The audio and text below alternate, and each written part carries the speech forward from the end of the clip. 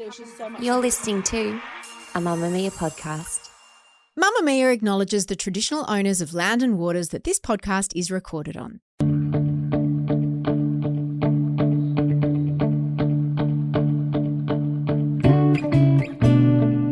At first, I thought this was a story about a bottom. Influencer and businesswoman Tammy Hembrow has a spectacular bottom.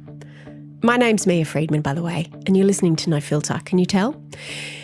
And because we're living in an era where beauty standards are so obsessed with bottoms that women are actually getting implants to make them bigger, you might think that Tammy leveraged her spectacular bottom to build a $50 million business empire in the spirit of a Kardashian.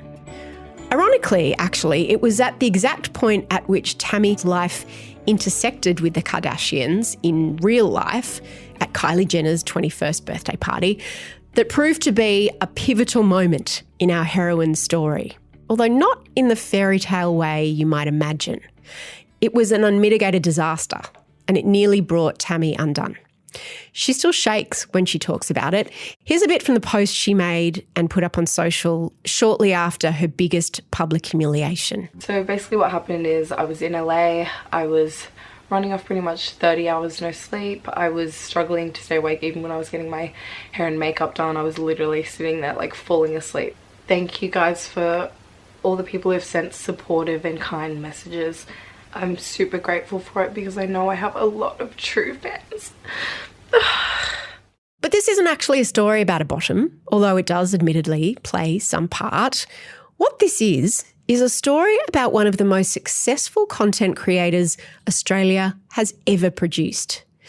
And it's a story about how Tammy utilised her body, sure, but mostly her brain to create an empire and launch herself onto Australia's young rich list when she was just 26. I'm going to run you through some fast facts about Tammy. She's about to turn 30. She has 21 million followers across Instagram, TikTok, and YouTube. She shares 3 children with 2 former fiancés, and she's currently engaged for the third, and she says final time, and he proposed in December 2023 after just a few months of dating. Tammy has 2 successful businesses, Sasky, an activewear brand, and TammyFit, a fitness and wellness app. Whatever Tammy sells, quite simply, her 21 million followers want to buy. I was making a smoothie for breakfast because it's just quick and easy for me to have. I like to add blueberries. This super tummy stuff is for gut health and it's actually for kids, but I like using it in my smoothies. And with this direct-to-consumer model that she has, Tammy can sell pretty much anything she wants direct to her audience. She doesn't need to pay for expensive ad campaigns or famous models. She's the model because essentially she's also the product, or the brand at least. And brand Tammy employs a lot of people and sells a lot of product. And you certainly can't do that with just a bottom. I expected Tammy to turn up for our interview with some people. A medium-sized entourage, a manager, a publicist, a makeup artist, maybe an assistant. But Tammy came with none of that. And physically, she was tiny in that unexpected way famous people often are when you meet them in real life.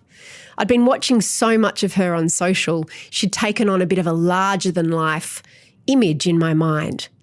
But she was tiny and she was also very nervous.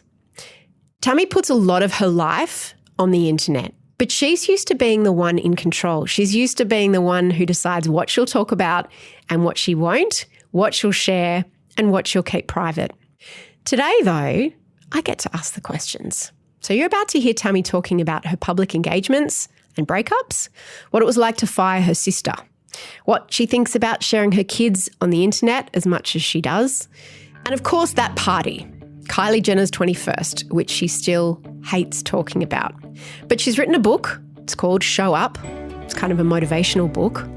So she showed up. She showed up for this interview and she showed up for my questions.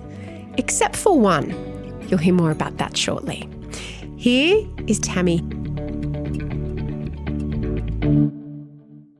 You don't do a lot of interviews. I don't. Because I went looking for them. Yeah, I don't ever. Why not?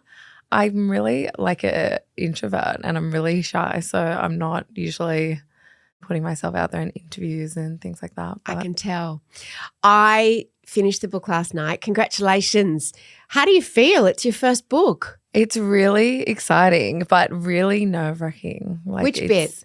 I feel like it's so much more personal than things I usually put out there, like on social media, photos and things like that. It just is such a deeper dive and like talking about my life basically. So I just feel like it's really nervous putting all that out there. I thought it was going to be more of a memoir, but it's really a motivational book, isn't it? How did you decide what kind of book you wanted to do? I think because I'm such an avid reader and I love books that motivate me or inspire me. I love reading that kind of thing. So I definitely wanted to put something like that out there. You worked your way through your stepfather's library. When you lived in Singapore, he had hundreds of self-help books, which is an interesting thing for were you like 13?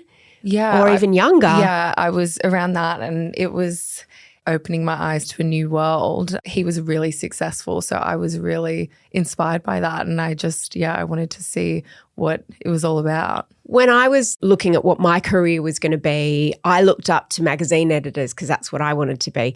When you were reading all these self-help books, not self-help books, motivational books, like business books, a lot of them, who was kind of the person, male or female, that you had in your head that that would be an amazing thing to be?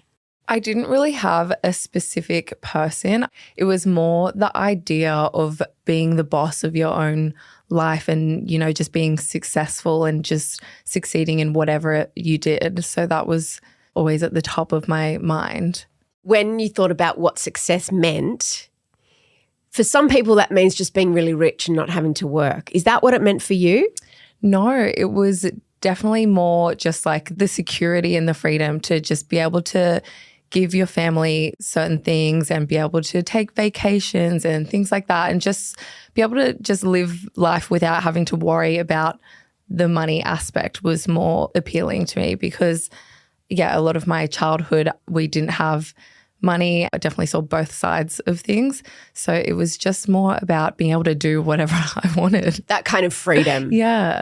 The idea, I think when you're a kid often and people say, what do you want to do? And you go, you don't know what working is. You don't know, I guess you can see what your parents do. Did your mum work? She had 7 kids. That's work. Yeah, no, she didn't, no. So your role models in terms of what work and business look like, was that your stepdad mostly in terms of in your world? Yeah, definitely. And what did he do? He was in property development. So he was very, very businessy and always off to his meetings and always on work trips and just always in his suit. And it was very inspiring. He worked very hard. Yeah. And then my older sister, Emily, started doing some work in fashion and she was inspiring and motivating me as well. And When you were 19, you got pregnant. That's a crossroads at 19. I mean, it sounds awful now because it's your beautiful son, but did people try and talk you out of having the baby? Did you know that you were just absolutely going to? Yeah, a lot of people tried to talk me out of having the baby. For what reason did they give? It was going to ruin my life. That's what a lot of people would say to me. My life would be over, things like that. It was just sort of not really an option for me at all. I just knew I wanted to have him. You seem like quite a driven, I know you are, a driven, ambitious, smart woman. You were only a teenager, but clearly getting pregnant was probably not on your list of things you were going to do in the next few years, right? Yeah, it definitely was not on my list. It was definitely a big surprise. If you hadn't got pregnant, what trajectory were you planning to go on? I was at that point really into fitness and things like that. I was doing a yoga teacher training course. I was just getting into all mindfulness and all of that sort of stuff. So I definitely would have still gone along that path. Yeah.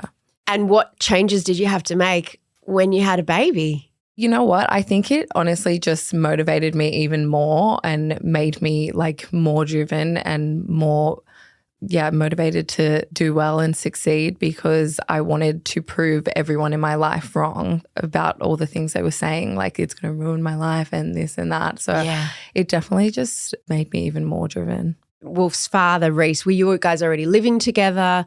How long had you been dating? We had been dating about a month. I think. Wow. I got pregnant after dating my husband for 9 months and I thought that was fast. 1 month is very quick. Yeah. We hadn't even known each other long. He hadn't even met like my sisters, and it was very, very sudden. What did he think? He was just in shock. I think he almost threw up when I told him. Yeah, he was. Could he have talked you out of it if he'd have tried? He didn't try to. Yeah. Surprisingly, looking back, he was one of the people that was sort of like, whatever you want to do. Yeah. When you have a baby that young, you kind of miss that time between you've got your ID and you can party and you can be an adult, essentially. The world tells you that you're an adult. You miss that like fun young time. You have to grow up really, really fast. Were there many of your friends or contemporaries or people that you knew who were having babies at that age? Did you fall out of step with all your friends? Yeah, it definitely was weird because I was in a very different stage of life than all of my friends. One of my sisters had a baby around a similar time though, so that was lucky. good. I have such a good like support system, like my sisters and my mum and my family is so supportive. So I had all them around me. How many sisters have you got? I've got 4 sisters and 2 brothers. Wow. And are you all quite close, or you've got some that you're more close to than others? We're all super, super close. One of my younger sisters just moved in with me recently. My mum is actually living with me at the moment as well. My other sisters are pretty much in and out of my house every second day. My house, I joke that it's like a revolving door of all my family members. We're all super, super close. Wow. My brothers are staying at my house this weekend as well. So yeah, it's really good. Are you quite close in age, all of you? Amy is 32. Emily is 31. I'm turning 30 this year. Star is 23. Ava is 19.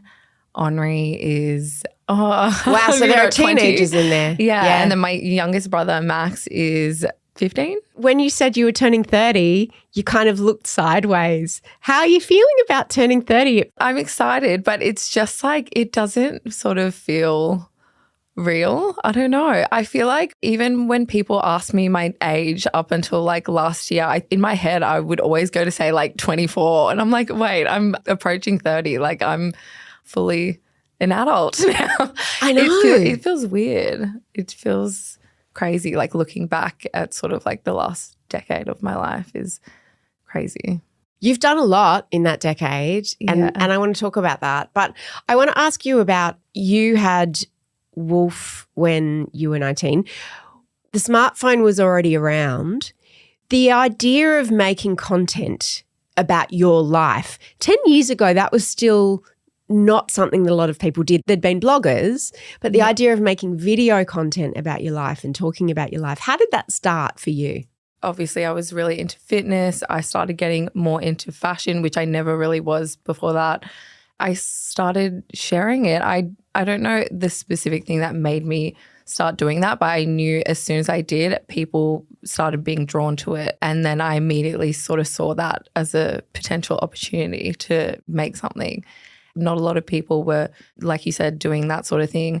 And I saw people who had a lot more like followers and things than me, and they weren't really doing anything with it. And I was like, someone needs to do something here. You were kind of the first generation of businesswomen who were able to monetize their own lives. Until you, it was like, can we pay you to promote our soft drink or our fashion brand or our fitness platform? Yeah. But you've clearly always understood that, no, you don't want to just someone else to pay you to endorse their thing. How then do you put that into practice? I knew I wanted to be my own boss. When I went to uni, entrepreneurship was my only subject that I was sort of drawn to. So I knew that I wanted to do something. I thought, what am I passionate about? What am I good at? And it was what I was going to do. So finish that sentence. When you thought, what am I good at? What am I passionate about? What answer did you come up with? It was fitness and fashion. So that's what led into my fitness app and my activewear. It just made so much sense to me and people loved it. So when your platform started growing, you're like ridiculously beautiful. Thank you. And so I imagine that there's a lot that comes with that. I imagine you get underestimated a lot. Yeah, definitely. Even in little things like when I first rented out my warehouse space for my clothing line, like the landlord was like, just thought I was like some silly little blonde girl and would like try to take advantage of that by like upping prices and things like that. Like people always sort of underestimated me. And I just enjoyed proving everyone wrong. What about in terms of the audience you were attracting? You are so beautiful. You have this incredible body. I imagine you're attracting a lot of men as followers. Yeah, definitely. I was definitely majority women, but definitely a lot of men. And, that was fine. I work really hard in the gym. I like to show off my body. I'm very comfortable in my body. Harder to monetize the men though, unless you want to go down the OnlyFans route. Yeah, no, I right? definitely wasn't trying to monetize the men's side. Like I was trying to reach female audiences. And that's sort of why as well I shared every aspect of my life. I didn't just post like photos of my body and stuff. I shared personal things and family things and things like that because I really wanted to try to connect to that female audience. Was there a time when, like a moment that you can remember when something happened in your life and you were like, should I share this with the people that are following me or should I keep it private? Yeah, I've had a lot of times like that because obviously when you're going through something or dealing with something, like you don't really want to go share it with millions of people and you sort of just want to go through it by yourself or with the people like in real life. Yeah. But I sort of felt like I had to with some certain things. I felt like I owed people something and I owed them like an explanation or I owed them, like I always wanted to be transparent and vulnerable and share all the aspects of my life. So I didn't really feel right not sharing certain things. Because when you say, hey, I'm in love or I'm getting engaged or this is my partner and then they're not your partner anymore, people have questions, right? Yeah, it's definitely been tough, like going through such big breakups and big life moments for me that have been so tough and sort of having to like go over it and like share it and answer questions about it. And yeah, it's not been easy. I always learnt that it's better to write from a scar, not a wound. And I always write about very personal things. But because I write, I do it sometimes years later. Yeah.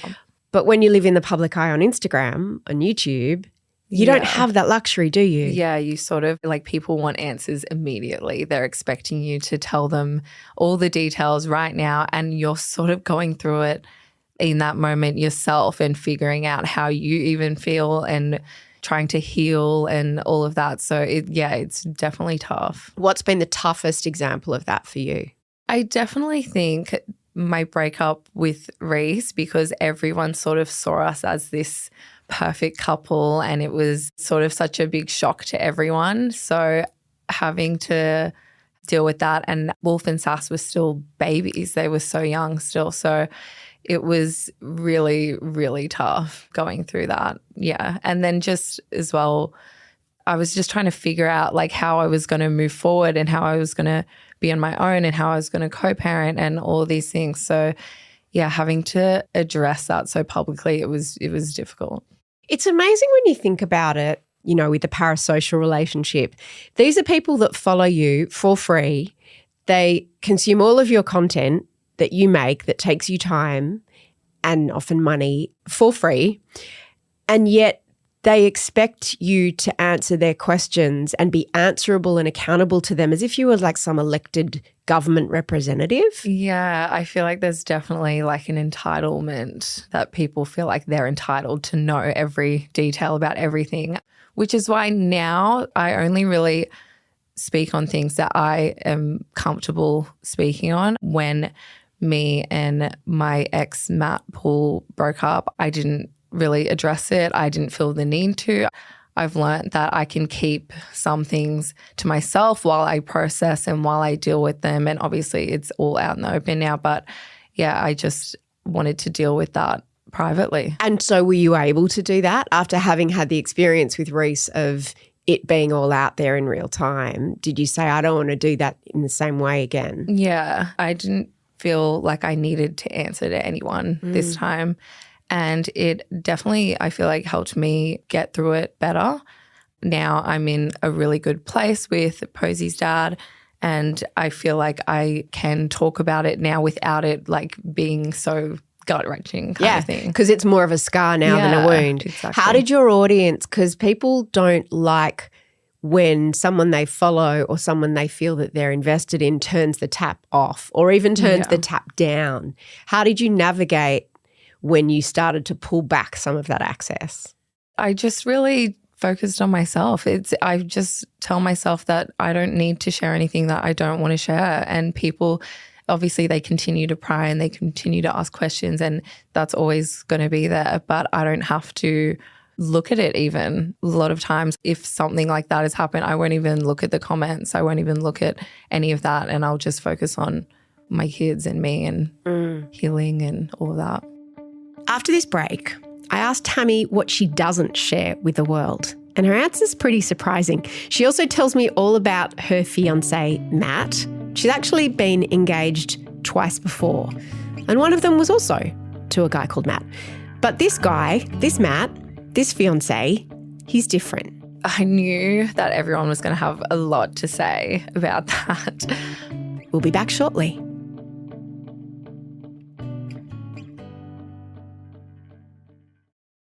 When I look at your 3 different platforms that you have to feed, TikTok, Instagram, and YouTube, can you explain how you feed them differently?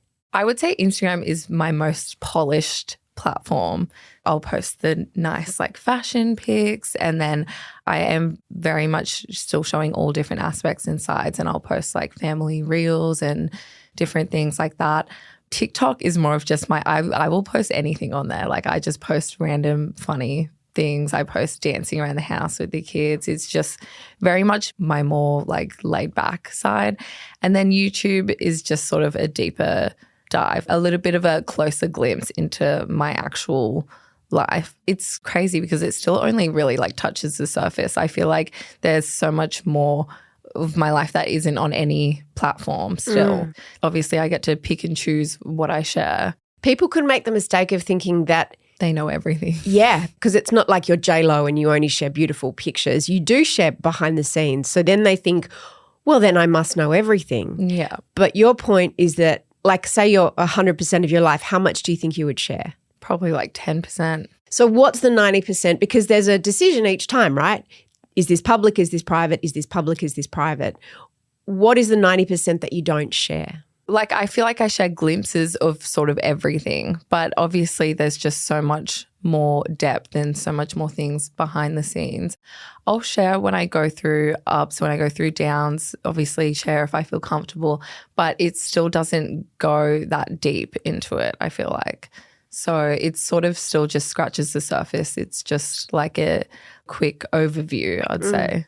Have different partners had different levels of comfort with how much they're on your social? Because you are so famous, you've got so many millions of followers. Reese wasn't really into it, even though he was definitely all over my socials. He wasn't super into it, but then he sort of started to grow his own platform and all that. Matt, he wasn't really that much into it either.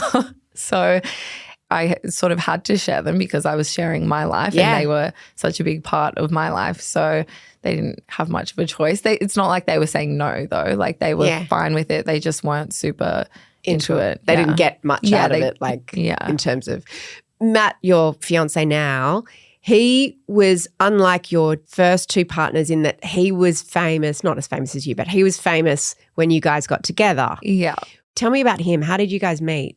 We met through Instagram DM. He slid into your DMs. Yeah. How many people slide into your DMs, Tammy? A lot, but he wasn't actually sliding into my DMs to like hit on me or anything. It was to actually go to his, because he has a podcast, so it was to go to his live podcast. It wasn't like flirty. Sounds a or bit anything. Taylor Kelsey, Travis Kelsey. I was more so the one that hit on him because He was coming up in my TikTok at the time heaps.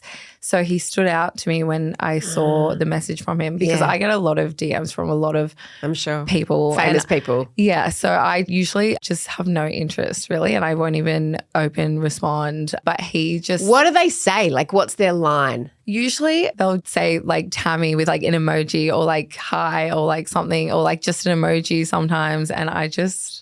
Like a rude emoji? Like no, an eggplant emoji? Like a smiley face or like a hard eyes or something. Right. So they'll throw the line out to see if you nibble on the bait. Yeah. Right. Tempted ever? I mean, in the past, I have like occasionally replied or like gone on a date with certain people. That was like years and years ago. What made this different? I don't know. Something just was drawing me to him. I can't really explain it, but I don't know. Yeah, he was coming up in my TikTok all the time and I just thought he was really cute. I liked how he spoke on his podcast and I was like, I want to meet him. I mean, most guys who date women, like at this age, you come with a lot. Yeah. You come with fame, you come with followers, you come with businesses, you come with 3 children and 2 ex-partners. Yeah. As well as your whole family. Yeah. How does that come into play when you're deciding who you're going to get into a relationship with? Like right before I met Matt, I'd sort of sworn off dating. I was very happy on my own. I got to a good place with both my exes and I was just really happy with where I was at being on my own. After I met Matt, I've immediately just, hit it off with him. So it's sort of. Why? What is it about him? Our energy together, we're very similar in a lot of ways. And I'm not sure exactly how to describe it, but it's just like nothing I've really felt before with anyone. For one, he is a really good communicator, at which I am not the best. I can sort of shut down. Sometimes I can go inwards and he sort of like knows how to pull bits out of me and he's very good at communicating. I feel very safe and secure with him. I feel very connected to him. It just works. When you got engaged in December, is that an example of a beautiful moment that then you think, will I make this into content? Absolutely. I knew that everyone was going to have a lot to say about that. But honestly, I just didn't even care. I've been really good at this point. Like I've been on social media for so long. So I'm really good at sort of just blocking out the hate and the negativity and all the comments.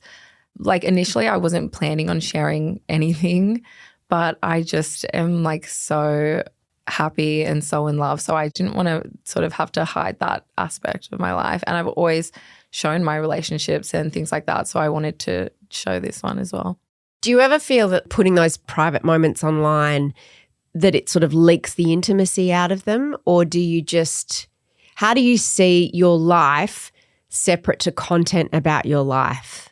I feel like it's showing another aspect of me. Like I feel like it's not taking anything away from what's there and what's real and what's in front of me. There's so much more depth to our relationship that people don't know and don't see. And there's so... Like no one's there with us. Like no one will ever really know our relationship. Like I'm just happy and I love sharing those moments. I love sharing glimpses of my life and that's my life at the moment. So when your life intersects with so many other people's lives, how do you navigate that? Your ex-partners, your kids? Yeah, it's tough. It's been more tough in the past because I haven't always had good relationships with my exes. Yeah, it was very rocky in the past, but do they sometimes object you do they like, I don't want my kids on social media or I don't want you to talk about this thing or? They've never had a problem with the kids being on social media, but I've just always sort of been mindful of saying things about them, not even for the public, but for my kids. Like I never want to say anything about their dads that is going to be out there forever that they'll eventually see. So I'm just very mindful of what I say specifically about either of them. That's interesting because then it's like most people don't put the hard parts of their relationship online because why would you? So when a relationship ends, people are like, well, but it looks so good. Why did it end? We want to understand. Tell us all the things. But you don't want to and you don't have to. Yeah, like I feel like you can sort of share what's going on without going into details or making someone look bad. Like I never want to put either of my exes down in the public. When you're thinking about feeding all these beasts, because you also run, how many businesses do you run? I have Tammy Fit, my app, and Sasky, my activewear, and I'm starting a new business at the moment as well. What's a new business? It is a secret. Oh, Tammy. What kind of business? It's in the health and wellness space. Okay. Yeah. Amazing. How do you manage all these businesses? It is really tough sometimes juggling everything because I also, I pride myself on being a really hands-on mum, so it can be really tough to sort of do everything. I sort of feel like I'm being pulled in 20 different directions at a time. I have amazing support. Like my family is so good. My mum, if I ever need her to watch the kids, it's amazing. I bring Posey into the office with me and all the girls in the office will all help out. Like Posey will just run around. Everyone's playing with her. It's definitely sometimes I feel like I'm walking on a tightrope. Like it's a balancing act. Some days are easier than others, really. And they're different kinds of businesses. Like Tammy Fit's obviously the app, but then Sasky's a retailing, e-commerce business essentially. What's the infrastructure of Tammy Incorporated? Do you have a general manager? Do you have a lot of staff? Do you have a CEO? How does that all work? Yeah, I have my general manager for Sasky, who is one of my high school best friends, Bella. We've been best friends since grade 9 of school, and she's the general manager for Sasky. And then all my Sasky employees are literally all my friends. We have our office and warehouse, and then next door we have Tammy Fit, and we have my general manager, Crystal, for that, who is also my sister's husband's sister. So okay, yeah, it's all people that I'm very selective of who I sort of bring into my circle and who I trust. That's sort of why everyone that works for me has somehow, it's either come from a friendship or from someone I know. It's yeah. How do you navigate that when something goes wrong or you're not happy with the direction or you have to fire someone? Yeah, so that's not really been an issue with my friends or anything because I feel like we're really good at separating our friendship and work. We can have something we disagree on at work and then not have it leak into our friendship, or we can have a disagreement in our friendship and not have it leak into our work. It wasn't that way so much with my older sister because Amy used to work for Sasky, and I talk about this in the book, but I ended up having to fire her. Our relationship was very, very bad for quite a while. What was that conversation like? How did you put it? It wasn't so much as one conversation. It was such a build up, and we just really could not work together. I think because there's those blurred lines when you're family. She's my older sister. She's the oldest of all of us. So she sort of thought she was the boss of me, but I was her boss. Our relationship became very volatile and it just wasn't working. And I obviously was super passionate about Sasky, and she wasn't so much as well. So I think that was also part of it. People will go, oh, you've got all these employees, you've got this big company. That's amazing. You're so lucky. What people who've run businesses will see is you got to pay all those salaries, you got to pay the rent on those buildings, you've got to pay for inventory. Yeah. That's a big burden. And how does that change the dynamic with friends and with family when one person in this friendship group, one person in this very big family is an international celebrity, is recognized in the street, has a whole lot of money? How does that impact on relationships? I feel like it doesn't really have much of an impact. For me and my friends, it's not really much of a big deal. They just know me as me. I'm just super Is there normal an expectation though that you are an ATM? I mean, I'm saying that in a blunt way, but if you go out for dinner with all the girls, oh, Tammy will pay, she's loaded. No, it's never whenever we go out to dinner and things like that, a lot of the time other people will always offer to pay because they don't want me to ever feel like that. That's not really an issue for my family and my friends, really. And what about within the dynamics of your family? Because you said you're not the oldest, but you're the biggest in terms of fame, power, wealth. How does that impact family dynamics with siblings particularly? I don't think it has much of an impact. I think it's not really difficult, really. Like, I just am so close with all my family and they just see me as me. Oprah's talked about all these people coming, not just coming out of the woodwork, but all these like extended family. When she first got famous, it was $5,000. Like everyone was like, it was $5,000. And she said now it's like $100,000. Everyone just needs 100. And she talks about how she had to make peace with that and make peace with saying no to people who just thought they could, oh, you're famous, you must be loaded, you must have so much cash. That's not always the way it works with businesses though, is it? No, yeah. Sometimes cash flow can be really tight and we can have different periods going on with the business. Like COVID, cash flow became really tight for a period because obviously I have endless expenses and we had a period where we had no stock and we weren't selling anything, and that was a hurdle to get over. But when it comes to like my family and stuff asking me for money, no one really does that. Obviously, I like to take care of my family. So like I'll help out my dad or my mum. I got her a car and things like that. Like I like to do things like that, but no one expects it of me. That's a big difference, isn't it? Yeah. If it can come from you as an act of generosity, that's very different to people, expecting you to do it. Yeah. After the break, Tammy tells me how she met the Kardashians, and we talk about the party. She'd been dreading this question, but hey, it's no filter. She knew what she was getting into. I pretty much just felt like the world was crashing in around me at that point. I just wanted to bury my head in the ground, basically. Stay with us.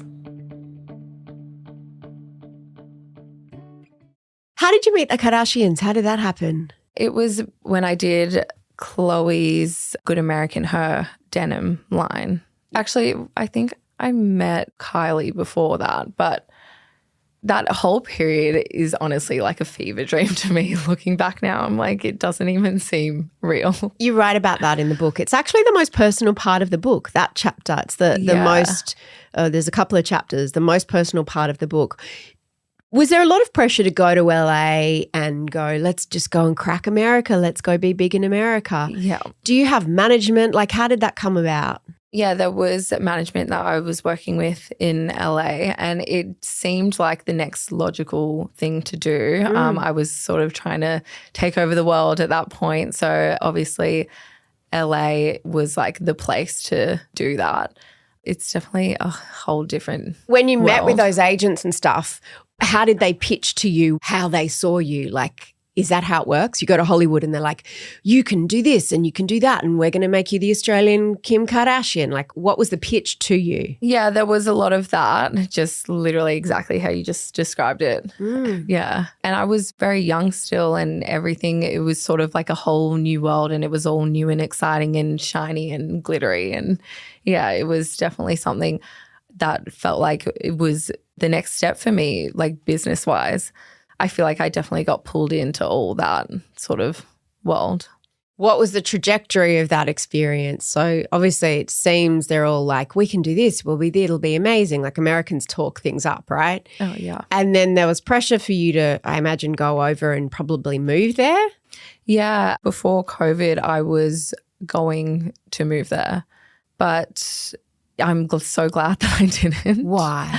I just feel like looking back now, it's honestly out of anywhere in the world, it's probably my least favorite place. What's it like? I don't know it very well at all. It's just like there is so many like good people there and so many good aspects, but just overall, a lot of the experiences I had and the people I met, it was very negative and it's given me so much appreciation for Australia and the people here because I feel like everyone's so real and everyone's so honest and everyone's so, it feels like a lot of the people are all just willing to sort of walk over each other to get to the top, and that's not something that I like. Did you feel like you were taken advantage of a little bit or that was going to happen? Yeah, definitely. And I just feel like no one was really like, even people that I thought were my friends at certain points, they would just go stab me in the back. And it was just like I just couldn't believe how easily some people just couldn't be honest or couldn't be good people. So yeah, I didn't have the best experiences there.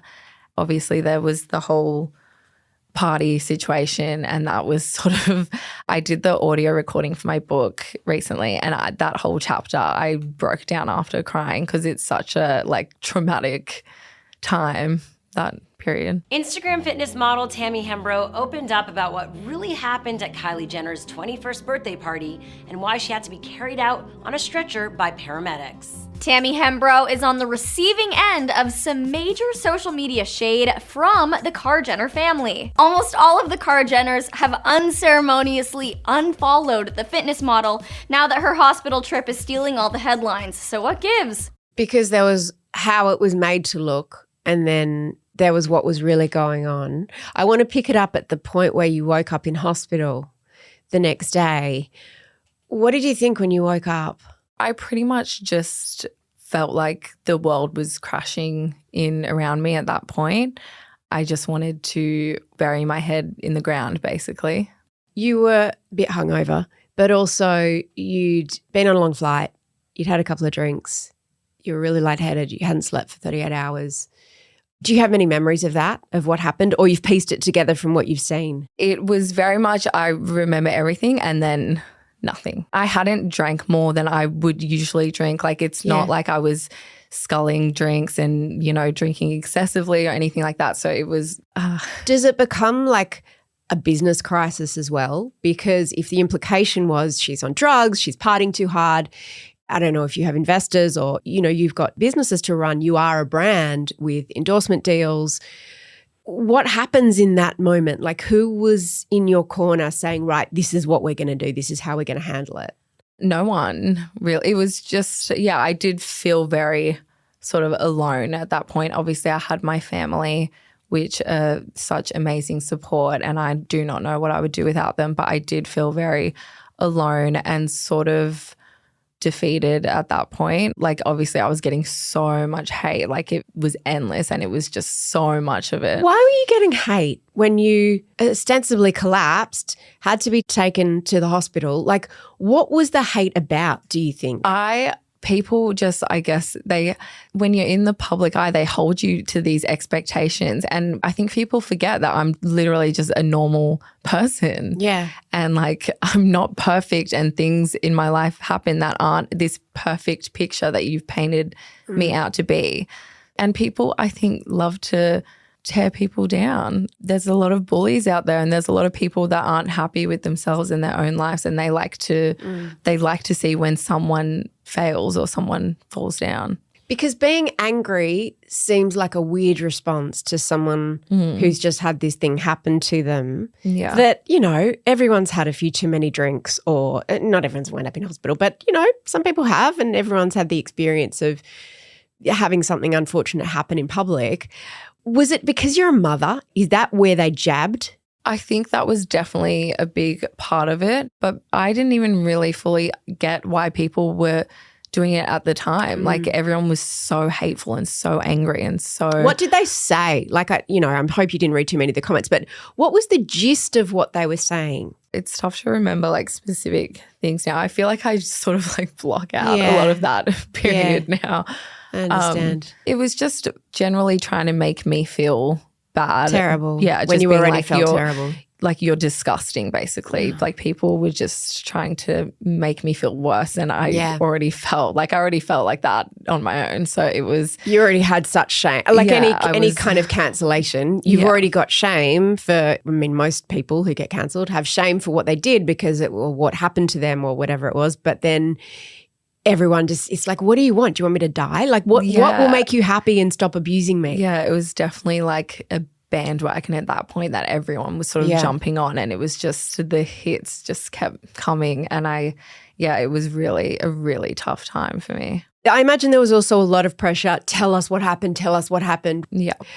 Was that a consideration? Did you feel that you needed to make a statement or go online and talk about it? Yeah, I did. I posted a video on my YouTube after it. So basically what happened is I was in LA. I was running off pretty much 30 hours no sleep. I was struggling to stay awake even when I was getting my hair and makeup done. I was literally sitting there like falling asleep. Another thing I wanted to bring up is just people trolling or being nasty or making up things just for no good reason. I mean, I personally could never imagine attacking someone or judging someone for something like this. Thank you guys for all the people who have sent supportive and kind messages. I'm super grateful for it because I know I have a lot of true fans. I didn't really want to. I felt it was very traumatic time for me, and I was very, very sort of depressed by it, and I just wanted everyone to like back off and leave me alone at that point. And I just, like I said, I wanted to bury my head in the sand. I just wanted it all to go away. I ended up posting a video on my YouTube. I mean, people still bring it up now. It's crazy. Why did you feel that you wanted to write about it in the book? I posted about it on YouTube, but it was a very short, I didn't say really anything. And I feel like I couldn't really do this book without having it in there because it was such a big thing. Like even for me, like it was just such a sort of big moment. So I feel like I just didn't feel right to not have that in there. And yeah, obviously it was traumatic having to think about it and now do interviews about it, now be asked about it. Yeah, I get emotional even like thinking about it and talking about it now still. So it just felt like I couldn't really do the book without it being in there. Let's not talk about it anymore.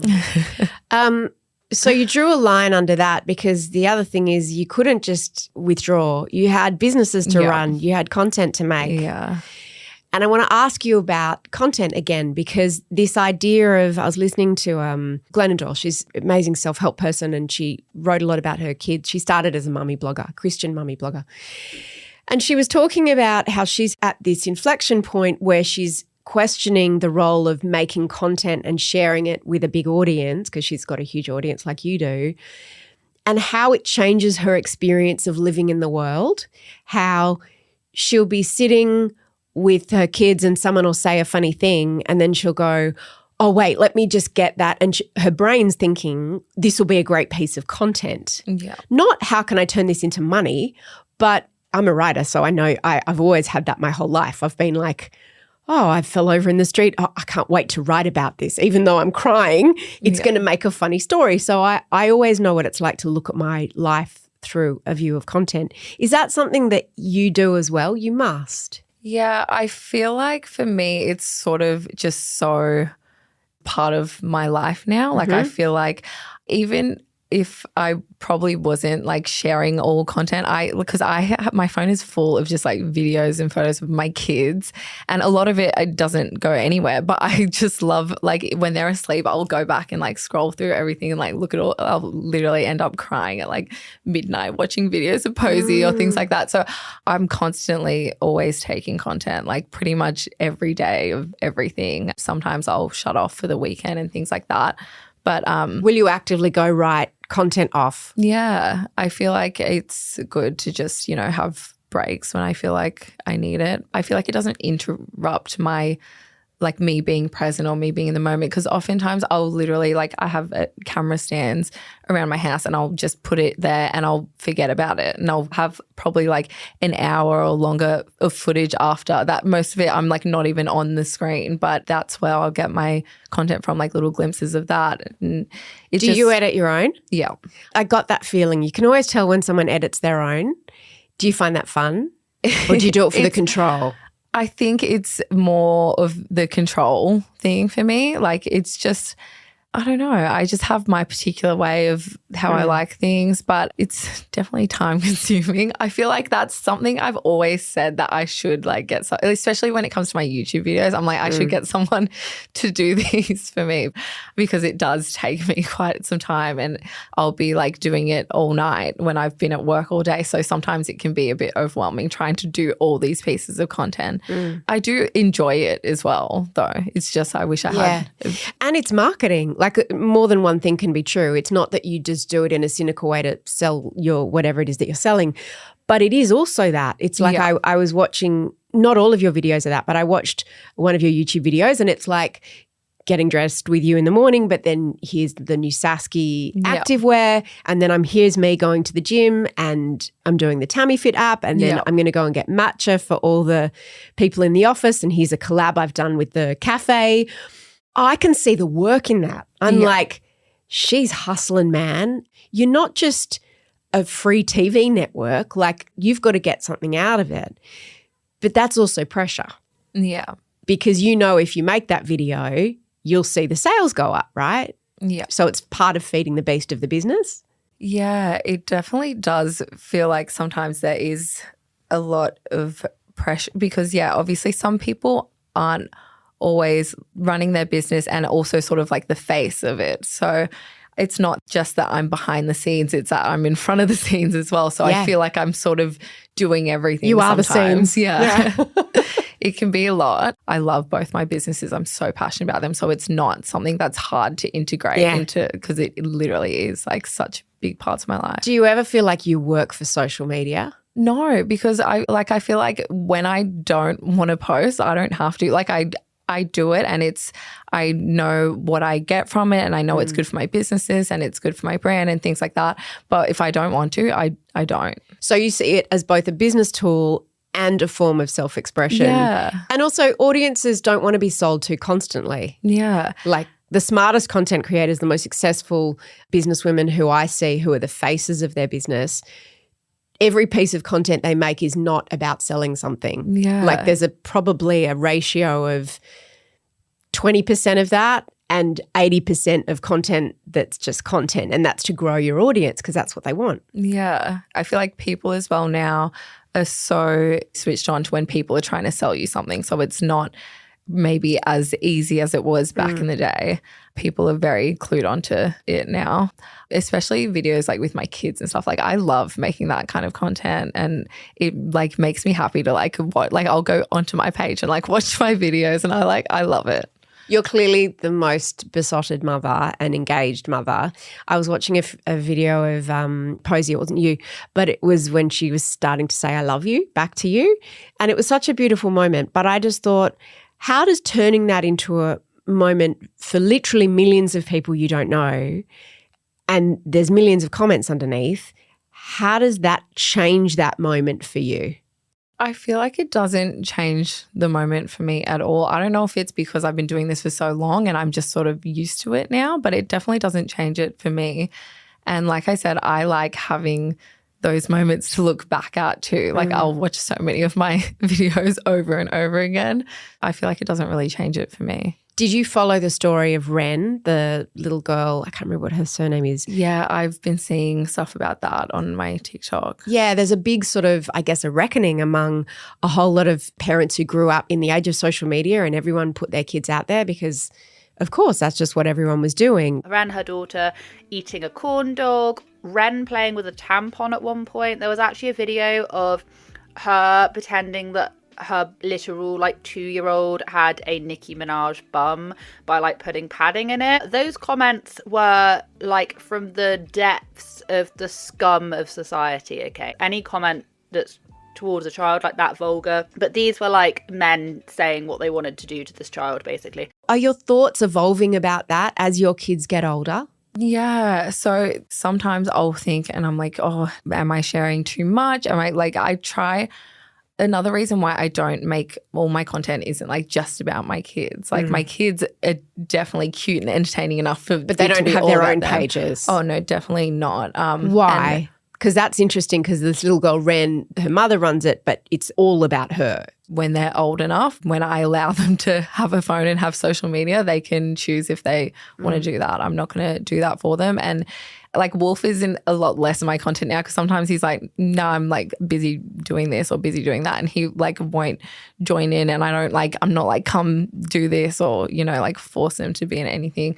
Obviously Posey's a baby and people have different views on if kids should be in stuff. But I don't think I share too much of anything. And it's not all my content is just focused on them. Yeah, it's what my life is, and it would be really hard for me to post content and not have them include it or try and cut them out because they're obviously the main part of my life. Is that something that you have to navigate with their dads? Because I know that in a lot of custody cases now there are clauses being written in about the social media exposure of the children appearing on each parent's social. Their dads have no problem with them being on social media. It's never really been an issue at all. The whole thing with this little girl, Ren, and with children on the internet more widely is you might put it up with one intention, but because there are 20 million people looking at it that you don't know, you can't control what someone is going to think about it or how they're going to receive that content or use that content.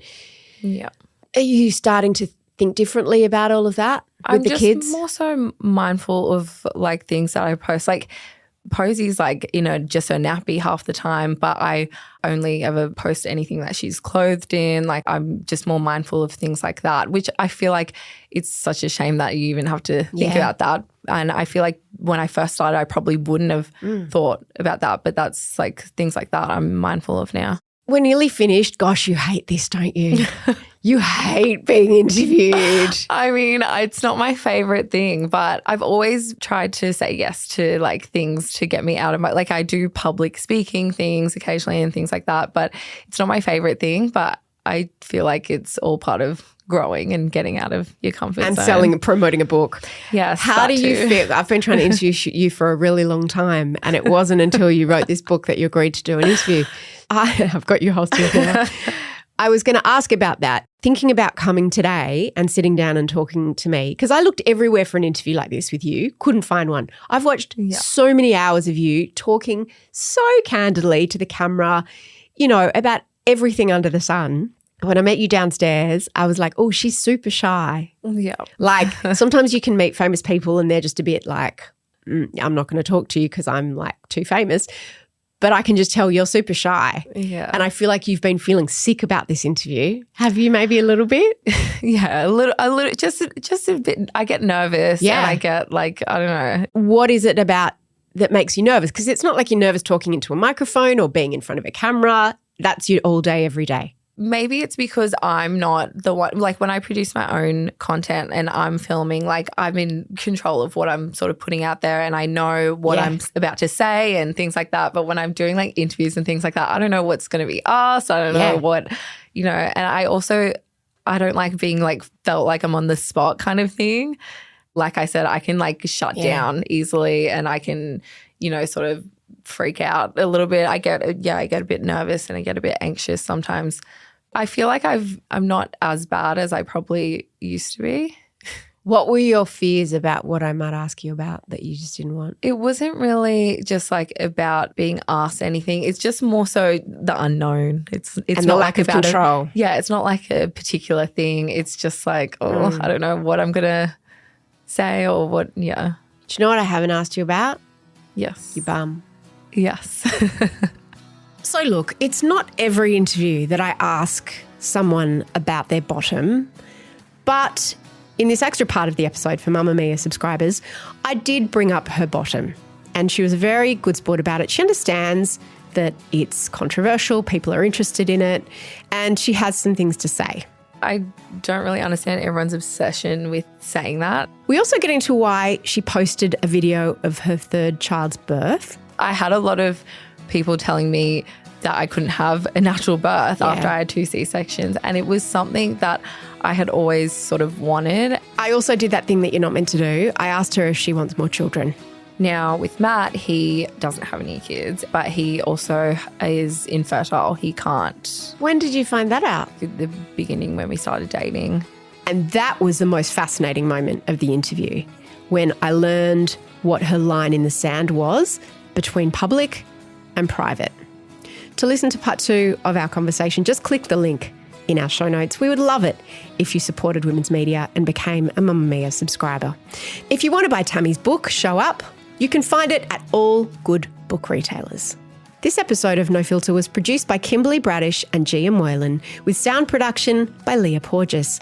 I'm Mia Freedman, and I'm chuffed to have been in your ears today.